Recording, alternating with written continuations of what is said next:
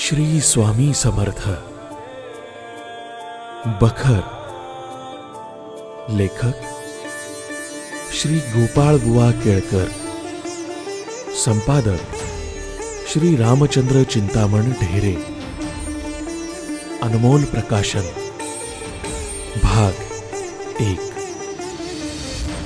गाणगापूरचे पुजारी दर्शनास आले. श्री स्वामी समर्थ महाराज साक्षात दत्तावतार वर्णिले आहेत. ते श्री दत्त, श्रीपाद श्री वल्लभ स्वामी व नृसिंह सरस्वती असे आहेत. पुढील अवतार श्री स्वामींचा आहे.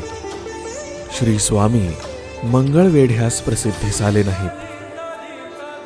गाणगापूर आपलं मुख्य स्थान, त्याच्याच नजीक वास करून प्रसिद्ध व्हावं या हेतूनं श्री स्वामी अक्कलकोटास प्रसिद्ध झाले. श्री स्वामींचे सर्व भक्त त्यांना दत्ताचा अवतार मानून भक्ती करतात व पुढील चरित्रावरून सर्व श्रोत्यांची तशीच खात्री होणार आहे.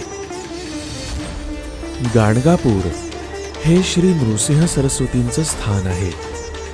तिथे अनेक दत्त उपासक सेवा करून इच्छित प्राप्त करून घेतात. श्री स्वामी महाराज अक्कलकोटास प्रकट झाल्यापासून अनेक सेवेकऱ्यांना अक्कलकोटास जाऊन सेवा करण्याविषयी गाणगापुरात दृष्टांत झाले आहेत. महाराज आनंदात असताना आपण कोण म्हणून त्यांना प्रश्न केल्यास दत्तनगर, मूळ पुरुष, वडाचं झाड असे उद्गार निघत. शिवाय मूळ मूळ याप्रमाणे महाराज नेहमी उच्चारित असत.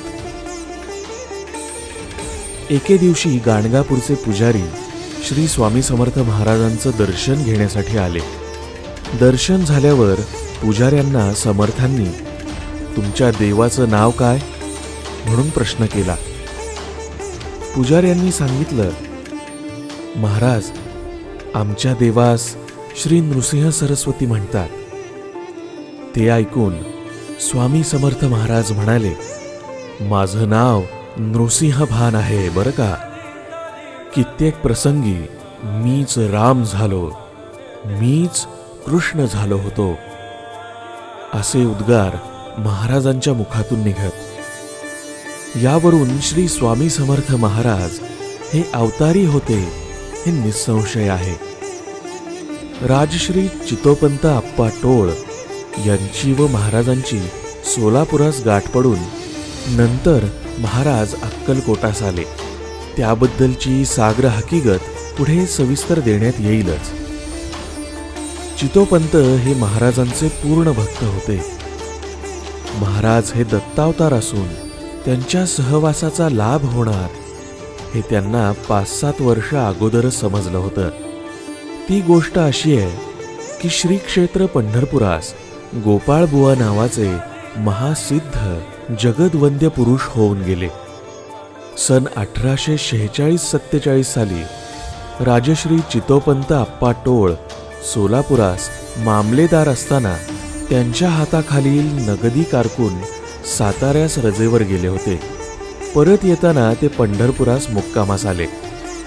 आपण कोण, कुठे असता म्हणून बुवांनी त्यांना प्रश्न केला. कारकून म्हणाले, आम्ही सोलापुरास मामलेदार कचेरीत कारकून आहोत. हो, तुमच्या मामलेदारांना पत्र द्यायचंय असं बुवा म्हणाले व त्यांना दौत लेखणी कागद आणण्यास सांगितलं. कागद, दौत, लेखणी आणल्यावर बुवांनी पत्र लिहिण्यास सांगितलं. त्यातील मुख्य मुद्द्याची ही गोष्ट होती की काही दिवसांनी तुला महान योगी सत्पुरुष दत्तात्रेयांची गाठ पडून दर्शन व सहवास होईल.